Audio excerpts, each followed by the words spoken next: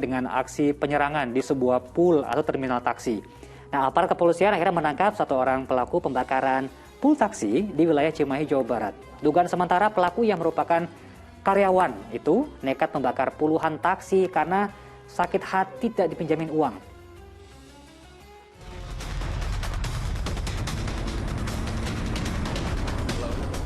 Asap api kebakaran terlihat membumbung tinggi di sekitaran Jalan Rancabali, Gunung Batu, Kota Cimahi pada Sabtu pagi.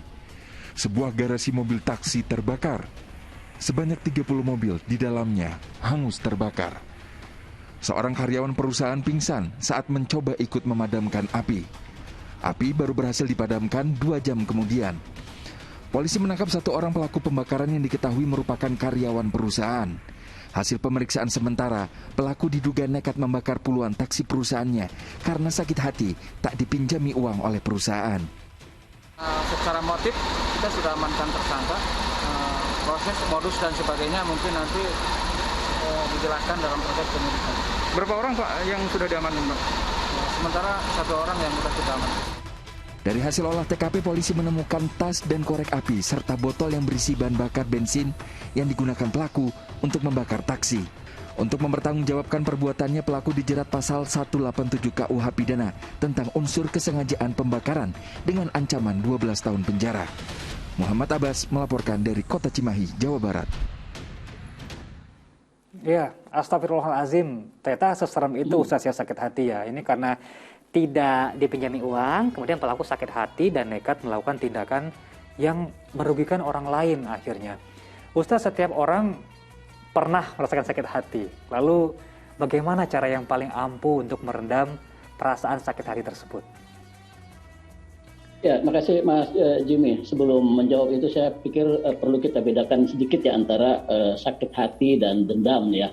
Kalau sakit hati saja saya kira sebatas merasa tersakiti atau kecewa itu wajar. Karena semua orang seperti Mas Jimmy tadi katakan ya, semua orang bisa merasakan itu. Tapi kalau itu kemudian sampai pada langkah berikutnya, dendam, nah itu tidak boleh. Kita diperintahkan oleh Allah untuk tetap menjaga kemaslahatan orang banyak ya. Tidak sampai mendendam, apalagi membabi buta semacam itu. Apa salahnya kendaraan kok sampai dibakar? Kan yang salah bukan kendaraan, kok jadi sasaran, nah gitu. Kan orang kalau sudah dendam itu biasanya kehilangan akal sehatnya. Itu mengapa dendam dilarang. Nah tapi di sisi lain menuntut hak itu juga boleh. Ada di dalam Al-Quran itu disebutkan ayat wa in uqibtum fa'aqibu bimisli ma uqibtum bih. Kalau kamu disiksa atau disakiti oleh orang, kamu boleh membalas sakit hati itu, sesuatu yang menyakiti kamu itu. Tetapi ada lanjutannya dalam ayat itu. Wala in sabartum lahuwa khairul lakum. Kalau kalian bersabar, sabar itu lebih baik. Nah, jadi tetap pilihannya yang terbaik adalah sabar atau menuntut hak secara prosedur sesuai aturan tentu saja. Nah, kemudian tadi bagaimana mengatasi kalau memang kita mengalami sakit hati? Kalau kita baca hadis-hadis maupun petuah-petuah ulama kita terdahulu, itu yang paling sering disebutkan adalah memperbanyak zikir, ingat kepada Allah. Karena ayatnya jelas, ala bizikrillahi tatma'innul qulub. Ingatlah, kalau kamu ingat kepada Allah, sering berzikir kepada Allah, maka hatimu menjadi tenang. Termasuk tenang ketika kita disakiti orang. Kita nggak peduli bodoh amat diapain, pinjaman kan kecil saja. Mungkin pinjaman nggak dikasih dari perusahaan, mungkin bisa kita dapat dari tempat lain, dari saudara kita. Mungkin dari banyak sumber. Jadi seolah-olah kalau tidak dapat dari perusahaan, sempit dunia ini, nggak ada lagi tempat kita meminjam. Masih banyak. Jadi itu yang membuat kita tenang kalau kita berzikir kepada Allah. Yang kedua, perbanyak sholawat. Karena Nabi sendiri mengatakan, ketika kita bersolawat, salawat kita itu disampaikan oleh Allah kepada Rasul. Jadi Rasul kemudian akan membalas. Nah, dengan begitu akan terjalin hubungan kerohanian antara kita yang bersolawat dengan Rasulullah yang menerima solawat kita. Nah, karena ada hubungan kerohanian, tentu itu berpengaruh pada perilaku kita, kejiwaan kita, yang membuat kita menjadi tenang, tidak membabi buta, tidak berpikir yang negatif, apalagi sampai membakar kendaraan seperti itu yang tidak ada salahnya. Masa kendaraan yang dibakar gitu, kenapa tidak menempuh jalur yang lebih manusiawi, lebih terhormat?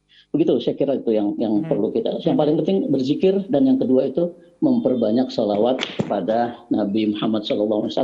Insya Allah membuat hati kita menjadi tambah tenang dan tidak akan balas dendam. Amin ya rabbal alamin. Jadi sabar ini justru menjadi shortcut, pemutus dari yang tadinya sakit hati menuju ke dendam begitu Ustaz ya. Ustaz, betul. Setelah kita mencoba untuk bersabar, ini kan orang sabar katanya disayang sama Tuhan, disayang sama Allah. Apakah ada bayaran tersendiri? Jadi mau minjem duit tidak dipinjemin, kemudian dia sabar. Apakah dengan sabar ada juga tebusan atau ada nilai yang diberikan oleh Allah kepada kita?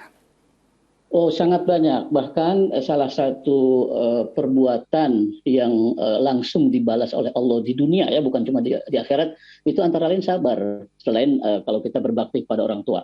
Kan katakanlah kalau kita sholat kan dapat pahala, ya. Tapi pahalanya kapan kita lihat? Itu nanti di akhirat. Di dunia ini masih panjang. Kemudian kita apalah yang lain-lain itu pahalanya sebagian besar itu nanti kita lihat di akhirat nanti. Nah, tapi soal sabar itu sudah akan diperlihatkan langsung oleh Allah di dunia. Dalam bentuk apa? Salah satunya ketenangan batin itu tadi. Ketenangan batin ketika kita sabar menerima keadaan, tidak menerima pinjaman ke sini kok nggak dikabulkan, kita nggak akan dendam kemana-mana. Tapi justru kita berpikir, udahlah, mungkin memang rezeki saya bukan dari sini, saya coba di tempat lain. Ternyata di tempat lain justru bisa dapat pinjaman yang lebih mudah, yang lebih besar jumlahnya, yang tidak ribet dan seterusnya, dan tetap halal. Siapa tahu pinjaman yang dari perusahaan itu ada bunganya yang mungkin bisa mengandung riba dan seterusnya. Di tempat lain justru pinjamannya tidak ada embel-embel ribanya. Kita jadi berpikirnya positif terus gitu kalau kita bersabar. Itu balasan di dunia. Nanti di akhirat jauh lebih besar lagi tentu saja. Itu nikmatnya terus berpikir positif terhadap jalan Allah begitu Ustaz ya. Baik, Masya Allah. Kita menuju ke informasi berikutnya Ustaz. Nah,